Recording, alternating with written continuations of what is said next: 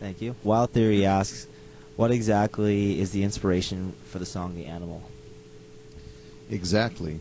It is the old school werewolf movies that really originated with movies like The Howling, Wolfen, that led into the Underworld series. It really kind of speaks about the primal beast in all of us, and how it's sometimes fun to let him out every once in a while and let him run wild.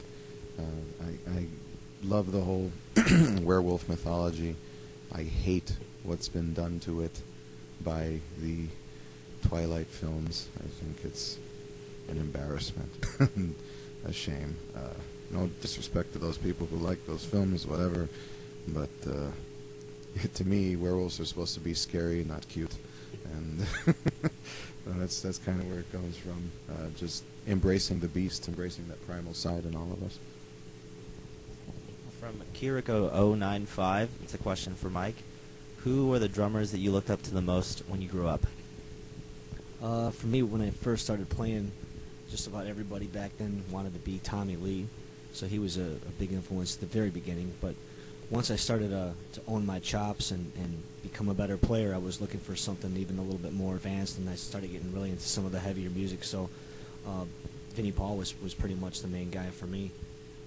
He was the main guy who was not only able to play, as fast as all the other guys, but he pretty much invented the power groove. So definitely a big influence.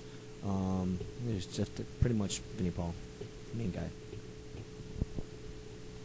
Okay, this one's from MKFan20. Another Way to Die is using the new Mortal Kombat trailer. Are you guys fans of the game? I didn't know it was used in the Mortal Kombat trailer. I know that they were talking about some sort of involvement with us in the new Mortal Kombat game, but okay, that's great. I was fans of it back. I was a fan of it back in the day. We're talking about the classic, like stand-up arcade version of Mortal Kombat, and when we're really dating ourselves here, or I'm dating myself, but I was a fan of that.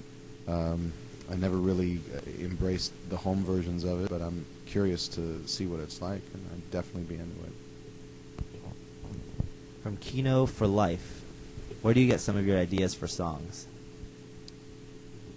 It's really from life experience, unfortunately, for the most part, and just having your eyes open to a mad world that is full of chaos and persecution and destruction and abuse and injustice. And anytime you turn on the news, you can't really help but be smacked in the face by the brutality of the state of the world. And there's certainly a plethora of things to take issue with.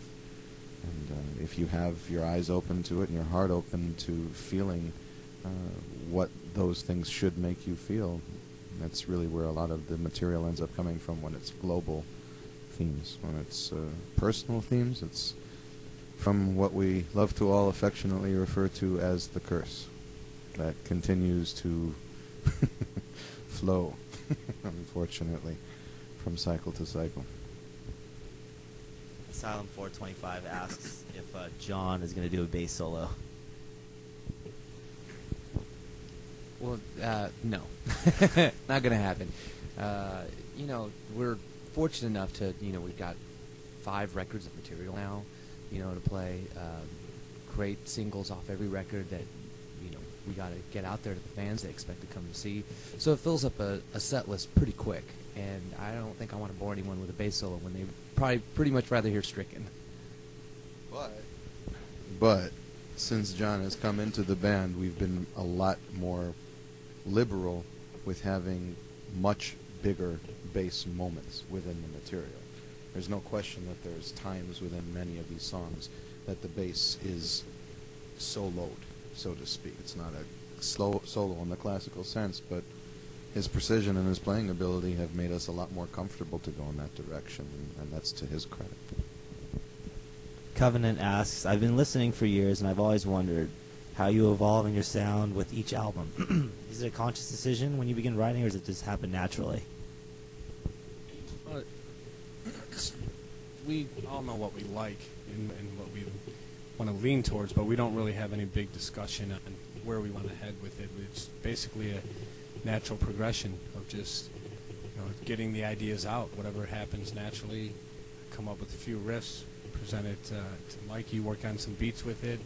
Once we kind of have a rough structure, John and David will kind of give them a copy of where we're starting out at, and then when they put their stamp on it, it just starts to evolve into whatever that direction is at that time. I mean, we definitely have those signature moments that are always going to be there. We're not going to stray off the path too far because we can't. We sound the way we sound. We play the way we play.